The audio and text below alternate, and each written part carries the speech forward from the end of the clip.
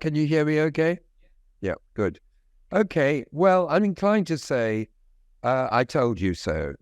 Um, sometimes I feel I'm like the guy who used to wander around Oxford Street with a placard saying we're all doomed. Um, but that's not exactly what I actually think. But in any case, last year I published a book called The New Age of Catastrophe. Sorry, I must make sure I've got some time to look at. Called The New Age of Catastrophe, in which I argued that the pandemic, the COVID-19 pandemic, which is supposed to be over, but there's a new summer surge, so it isn't really over.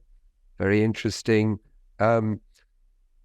With the beginning of the pandemic, it became clear that we were in a multi-dimensional crisis of the capitalist system that threatened the very survival of human civilization. And I think that the extremity of the pandemic, the lockdowns, us all, not all of us, but a lot of us cowering at home to avoid the symptoms and so on. It was such a strange and unexpected experience. It helped to underline the significance of what was happening. The fact that, to put it another way, we're not in Kansas anymore. There's a very interesting book by Naomi Klein that was published, I think, late last year called Doppelgangers, which conveys that experience very well. I mean, she focuses on how the accumulation of crises in the past few years have led at least some people who are attracted towards more critical, more progressive politics to move over to the conspiratorial far right. And it's very interesting about that whole experience and how to draw, what kind of political conclusions to draw about. So I think there are a number of people who are trying to make sense of this feeling that something very, very radical and very dangerous has happened in the past few years. In any case, it seems like every week there's more confirmation of the kind of argument that I put forward. Just think about the last few days. We've had figures showing that the last 12 months have recorded the highest temperatures on record. We have the fascists coming first in the parliamentary elections in the only continental European power to have nuclear weapons, i.e. France.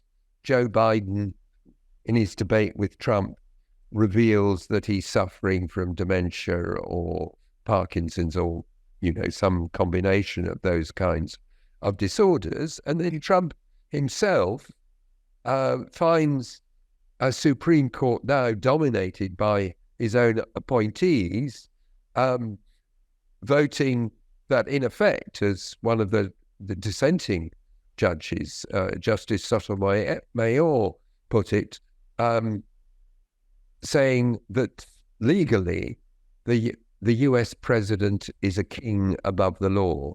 I mean, Trump must have said when he read Sotomayor, well, he wouldn't have read it, would he? But anyway, when someone told him about Sotomayor's dissenting opinion, he must have said, I couldn't have put it better myself.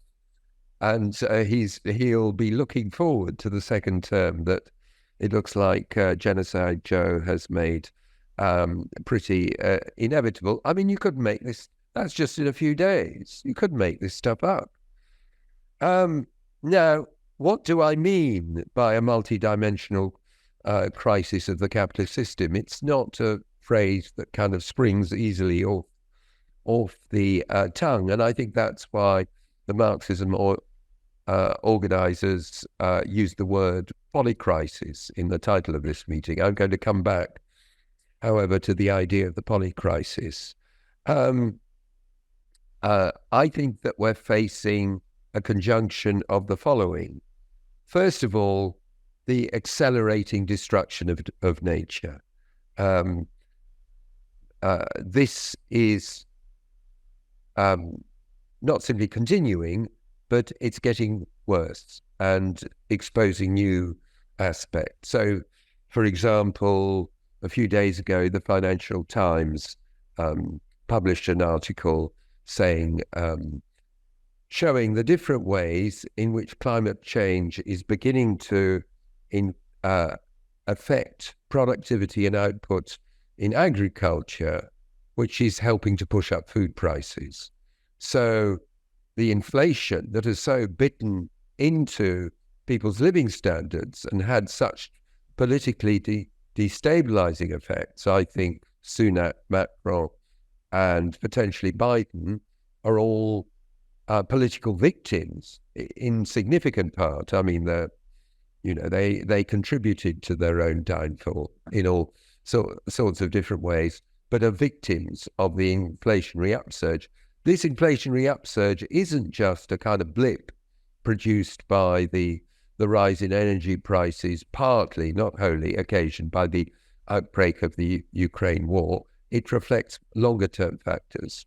Really good news when you think about it. There's a post-Keynesian economist called Isabella Weber, who's written some very important stuff about the forces driving inflation. And she talks about shockflation.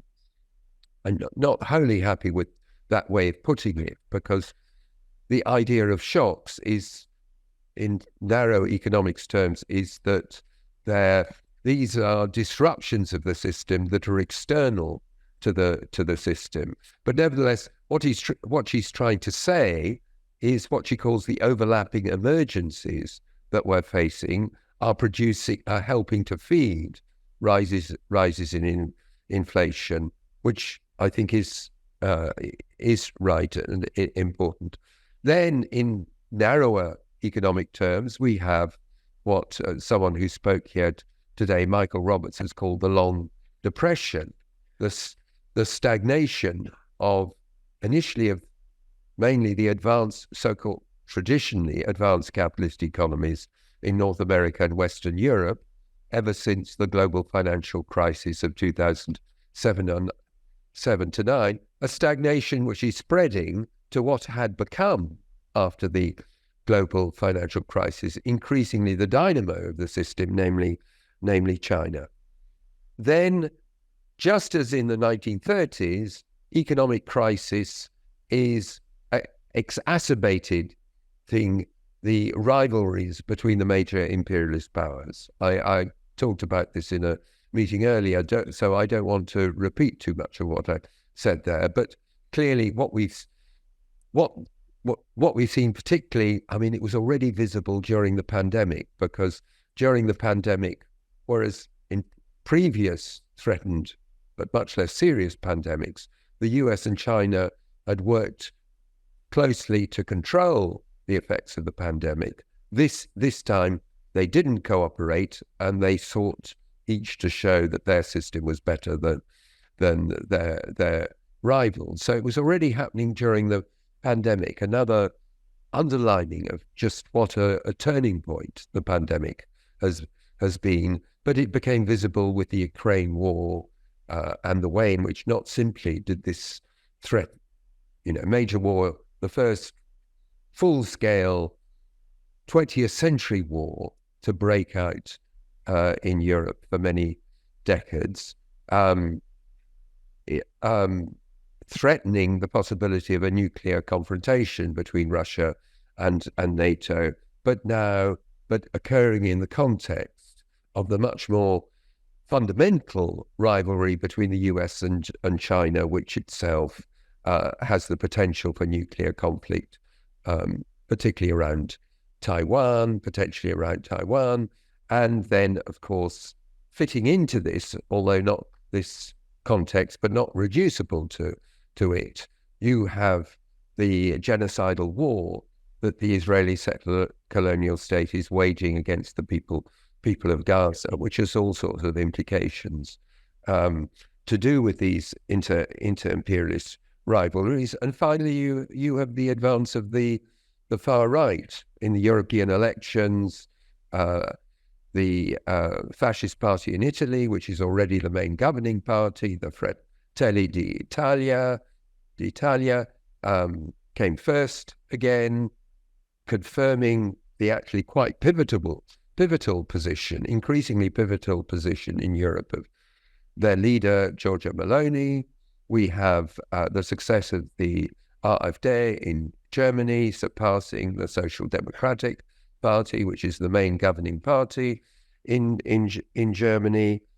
Then, we have the extraordinary explosion in France, exacerbated by the, bizarre pseudo-imperial behavior of Macron, who compares himself to Napoleon. He said, according to an advisor, we're not facing Austerlitz. Sorry, wrong way round. We're not facing Waterloo.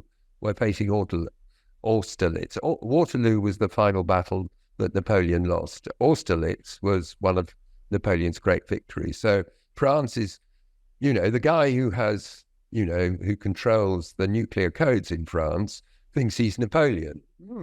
Well, no wonder he's opened the door to the fascists. And then I think, maybe the Democrats can somehow defeat Trump, but I think it's very probable now that he will win. And so we'll have, the author of this shift to the far right since 2016 back in the White House with all the dangerous and destabilizing consequences that represents. Now, as I said, this meeting has in its title, I think, Polycrisis and Catastrophe. The phrase polycrisis is something that has been popularized by the economic historian Adam Tooze.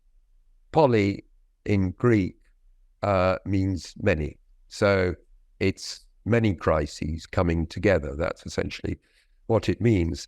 Now, Tooze is a very clever guy, and he produces really interesting work. We actually had a conversation at Marxism conducted via Zoom from New York, where he's based last year, which I think was very interesting and useful. Anyway, I found it that. But I don't really like framing what's happening through the concept of the polycrisis, because I think it's an example of what one of the first Marxist philosophers, Antonio Labriola, at the end of the 19th century, called the theory of factors. In other words, society consists of a multiplicity of different factors, and they interact with each other.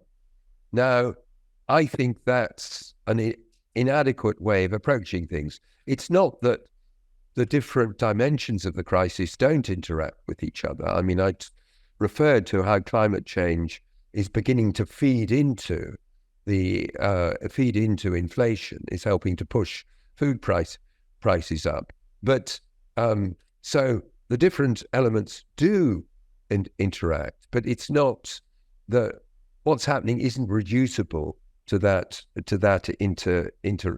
interaction. But what is missing, and this was one of the main points to emerge in the discussion I had with Adam this time last year, what's missing from that is the Marxist concept of totalization. In other words, understanding society as a totality. I say totalization because there's never any such thing as a finished totality. There's a continual process of the development of capitalism as an integrated totality that involves all sorts of transformations. But nevertheless, from the Marxist perspective, and this is what I'm really drawing on a number of Marxist thinkers in saying this, Georg Lukács, Jean-Paul Sartre, and Frederick Jameson in particular, capitalism from a Marxist perspective is a structured totality of distinct determinations that arise from and depend on what Marx called the forces and relations of production. In other words, the kind of technologies and forms of knowledge that human beings develop in a particular society that support a particular level of productive development, that's the productive forces, and the relations of production, better the social relations of production, namely the particular forms of social control that exist over the productive forces and how those give rise to class divisions, class antagonism, and above all, and most importantly, class struggle. So we may be able to differentiate between different aspects or dimensions of the crisis, but they all arise from the fundamental nature of capitalism as an economic system. And this takes us to the subtitle of this session, which is understanding the logic of capitalism. Marx explains in Capital how capitalism is defined by two fundamental contradictions that are interrelated with each other. First, and fundamentally, there's the contradiction between capital and labor, the exploitation of wage labor by capital, the pumping, as Marx puts it, of surplus value out of workers in the process of production. Secondly, there's the contradiction among capitals themselves, because the capitalist class aren't a coherent, harmonious, integrated entity. They are, as Marx famously said, a band of warring brothers. They compete with each other, each capital, each individual unit of the system, seeking to seize as much of the profits they jointly extract from workers for itself. And this gives rise to what I think it was really Chris Harman, one of the key theorists of the SWP, was the first to call the competitive accumulation of capital. The accumulation of capital is one of the things that's distinctive to capitalism.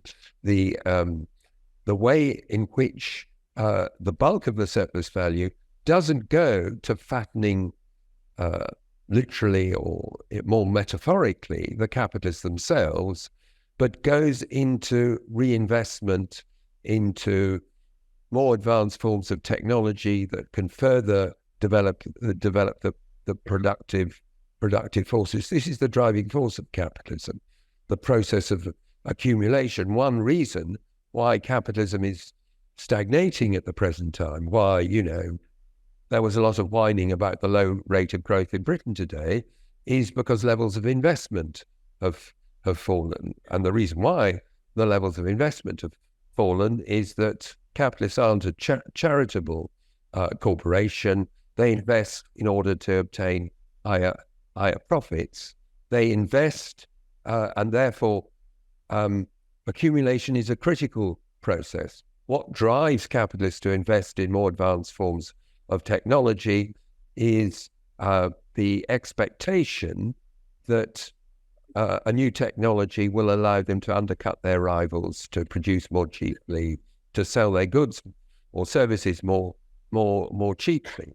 And then if you aren't the innovator, you're driven by the fear that if you don't adopt the same technological innovation, you'll be driven out of business.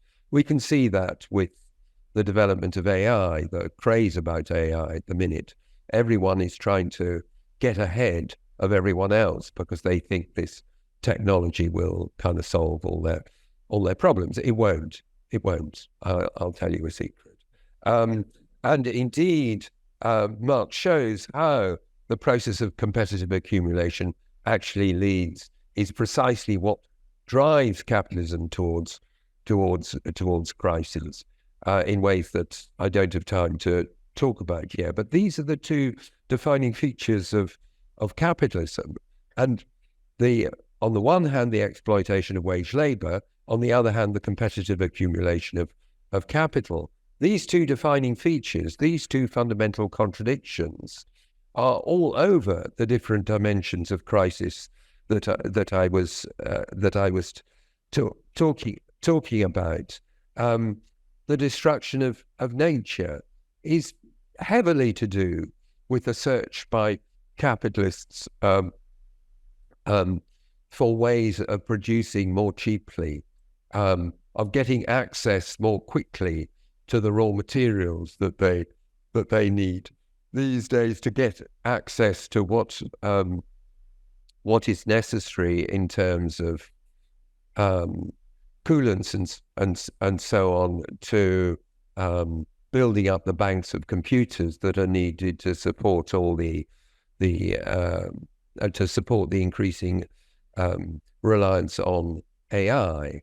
And Marx himself, in Capital Volume 1, says that the destruction of the soil and the destruction of the worker go hand in hand. And we can see that very clearly in contemporary capitalism. The constant drive to squeeze workers harder, to extract more surplus value from them, to intensify their labor, to make them work harder, to make a smaller workforce to work harder, which is closely associated with the destruction of the natural environment on which we all depend. Competitive accumulation doesn't simply drive the destruction of nature. It has itself distinct forms, the economic competition among firms that I referred to, but also the geopolitical rivalries among states. This is a form of the competitive accumulation of capital. The pressure to develop new military technologies is an important element in the process of competitive accumulation in capitalism in the 20th and 21st century. And the different aspects are interrelated. China isn't simply developing the military capabilities that it hopes will allow it to crush the US Navy in the Pacific. That's a crucial dimension of the struggle between the two rival imperialist powers in the Asia Pacific region. It's also seeking to catch up with and advance more further the United States at the levels of science and technology. And increasingly, you get more and more stories which are saying, hey, the Chinese are catching up. They're doing more scientific research than us. They're much more efficient than producing electric vehicles than us. And this is tied up with all sorts of bullshit about how this is all the product of subsidies and maybe even some sort of communist system in China, ignoring the fact that Biden has sought to rebuild US manufacturing for the green transition and to compete with China using massive subsidies. So Chinese subsidies bad, we impose tariffs, but US subsidies are fine and a part of rebuilding the American economy and bringing America back to work and so on and so forth. So we can trace the multidimensional crisis of the system back to the basic logic of capital, as Lenin put it, the roots of the capitalist system in exploitation and in competitive accumulation. But it's important to get the full picture of the roots of capitalism and exploitation, because exploitation is the more fundamental of the contradictions of capitalism than competition. Competition divides the capitalist class. Exploitation defines the antagonism between capital and labor. And we can say an enormous amount about how workers are exploited by capitalists, about how cruel that exploitation is and what bastards the capitalists are and how miserable they make people's lives, and how they waste their potential. All of that is true and is very important. But nevertheless, there's one very important thing about exploitation, which is it represents an interdependence of exploiter and exploited. Yes, it's true the capitalist exploitation involves capitalists screwing profits from workers, but they need the workers to produce the profits. In other words, it's not just that the capitalists have power over the workers, the workers have power over the capitalists. And that is the potential and the reality all over the world, all the time, for class struggle. Now, and it's crucial not to lose sight of this, because we face what is really a very frightening combination of crises. That's why the "we're all doomed," placard is quite tempting. I think the guy also, or maybe I'm confusing him with someone else, he also had a message about not eating meat, although I never understood how this would prevent the fall of civilization. But anyway, maybe he was anticipating an ecological critique. It's tempting to say we're all doomed. It would be an enormous mistake to fall for that, because there's enormous, still unfortunately largely untapped power in the working class, not just in this country, but globally. Enormous untapped power, and largely untapped power.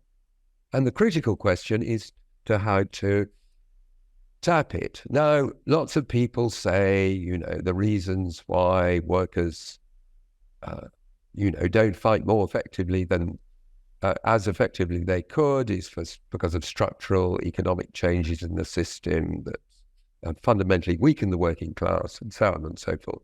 I don't find this particularly plausible. You can say that the era of full employment in the 1950s and 1960s allowed workers to build a degree of strength and self-confidence that allowed them, although usually in a quite limited and sectional way, to challenge the bosses as the crisis began to develop at the end of the 1960s. But I don't think the kind of attacks on working class organisation that have taken place in the neoliberal era, and we shouldn't forget that this is the 40th anniversary of the beginning of one of the greatest of those attacks, the Great Miners' Strike of 1984-85, and don't forget to buy the new edition of Mike Simon's and my book on that subject. But those attacks and those defeats don't explain the extent to which labour is still at the receiving end of what capital gives it. I think it's got an enormous amount about politics and about the relative weakening of the left, not just, revolutionaries, but the left more broadly defined. But I don't think this is a linear or inevitable process. It's politics. If the problem is at least in part politics, and therefore the difficulty, the relative lack of political voices articulating the potential that workers have and pointing the way towards how they can fight back, they can begin to transform society. If politics is a critical part of the problem, then politics can be part of the solution. And it can become part of the solution, not directly out of struggles in the workplace, even if they remain of fundamental importance. So since October 2023, we've seen the emergence of the most incredible movement of solidarity with the Palestinian people. We just participated in, another affirmation of that solidarity in the demonstration today, which of course is one, and not by any means the largest, of a number of huge demonstrations in solidarity with the Palestinians that have taken place in Britain in the past 9 months, or whatever it is. But it's very important, as was made clear very well in the opening rally last night, that although solidarity with Palestine is about Palestine and the Palestinians, it's not just about that. It's a collective rejection of how the world is. And it can begin to give people the anger, the confidence, the motivation to develop broader movements to challenge the system. We got a little hint of that in the general election. Such a boring election. the only interesting thing are the different stupidities that Sunak committed, low turnout, all that kind of thing. And yet, as we saw in the rally with Corbyn and the other people earlier this afternoon, you have this breakthrough. Yep. 5 MPs elected who identify with the Palestinian struggle. Who would have imagined that happening if you were thinking ahead to the general election a year ago?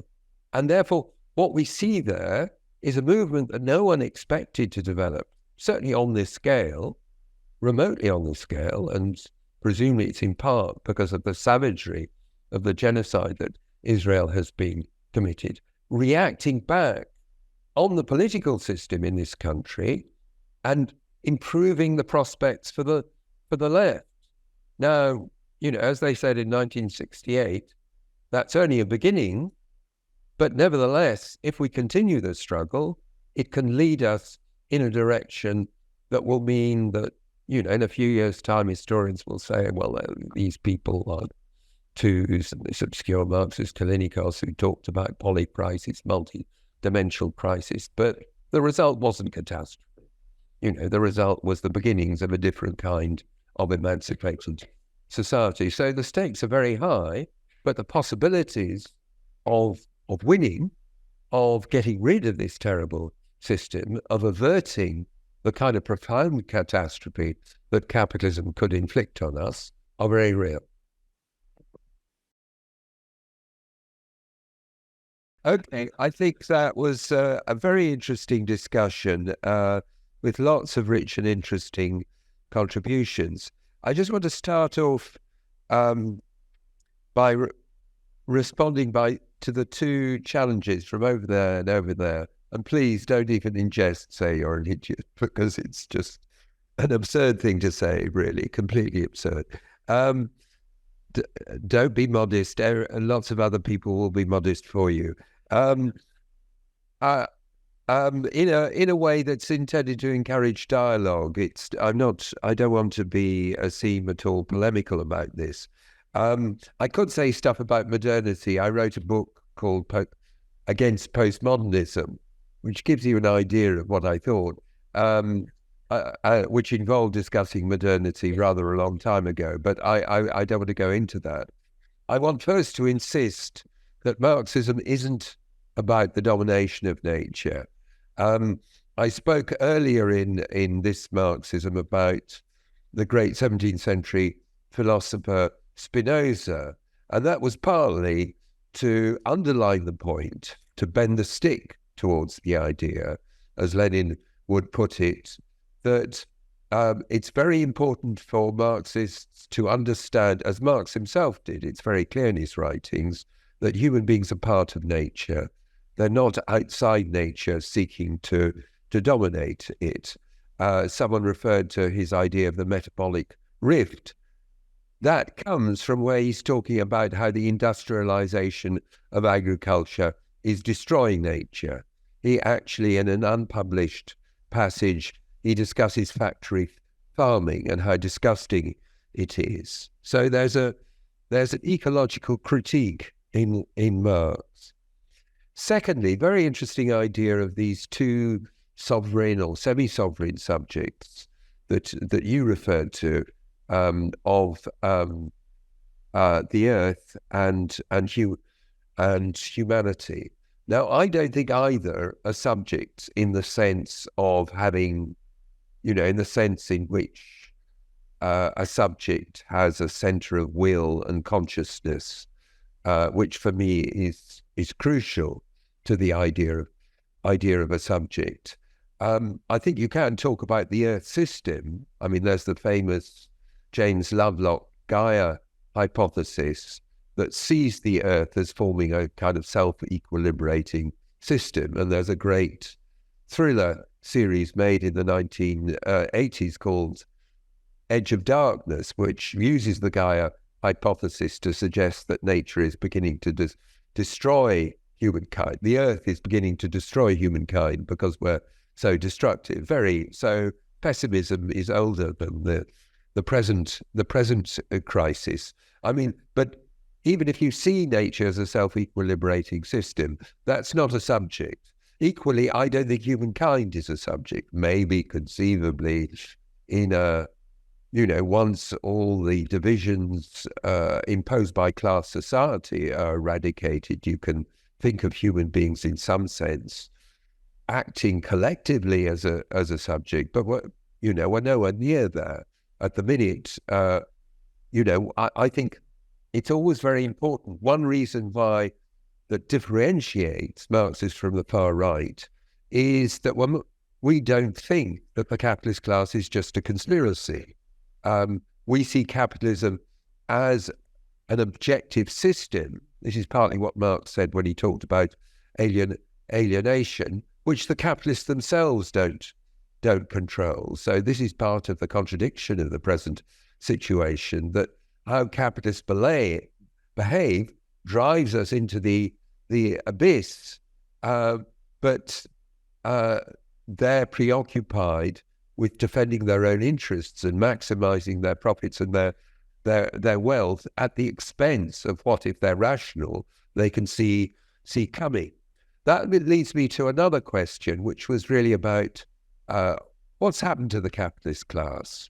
Why are they so incompetent these days? And it is true that one has to avoid too much, false nostalgia about past times. But the quality of political leadership of the capitalist class is very low these days. Personally, I think it's got a lot to do with money, and in particular finance, because one of the things that neoliberalism did notoriously was to liberate the financial markets. Didn't liberate human beings, but it freed financial markets of regulation and made it possible to accumulate actually vast amounts of wealth. And the way in which CEOs now earn, obscene multiples of what their ordinary employees earn is very much part of the same process, because they're caught up in stock option schemes and things like that. You see this with, what's his name, Musk, the absurd amount of money that he's supposed to make. So, if you're clever and ambitious product of the existing education system, which is very much geared to producing people like that, don't go into politics, for God's sake. You go into the city or Wall Street or something like that. And the other thing is, if you're a success in the city, doesn't mean that you'll be a good politician. No better proof of that than Rishi Sunak. So that's my, snapshot explanation of what is a striking phenomenon, which is just how weak capitalist political leadership is at the present time. Just a couple of points in conclusion. I very much like Tom's formulation of multidimensional resistance. The crisis is multidimensional, and resistance must be as well. And one of the implications of that is, even if it's in the workplaces that workers have decisive collective power, the important struggles don't necessarily start in the workplaces. I talked about the Palestinian movement, where one of the problems is it hasn't got into the workplaces sufficiently, particularly because of the barrier created by the pro-imperialist, and we have to say that, the pro-imperialist trade union bureaucracy. One of Trotsky's last texts is about the way in which the trade union bureaucracy is implicated in imperialism. And therefore, you can't predict what are going to be the important axes of struggle. One of the things I did in my book, which we talked about a little before the meeting, was to talk about gender as one of the key sites of confrontation, political confrontation at the present time. This is partly to do with how the far right have weaponized anti-gender ideology and mobilized around it, which is a very, very significant phenomenon. And we see more and more confirmations of that, including disastrous examples of the phenomenon that Naomi Klein discusses of people who were on the left, who become won over to the far right because they, in particular, reject trans rights. But it's important not just to see this confrontation as a negative phenomenon, because what the struggle for trans rights is about, from the point of view of the people who fight for trans rights, isn't about an extension of human emancipation and people becoming drawn into politics in new ways.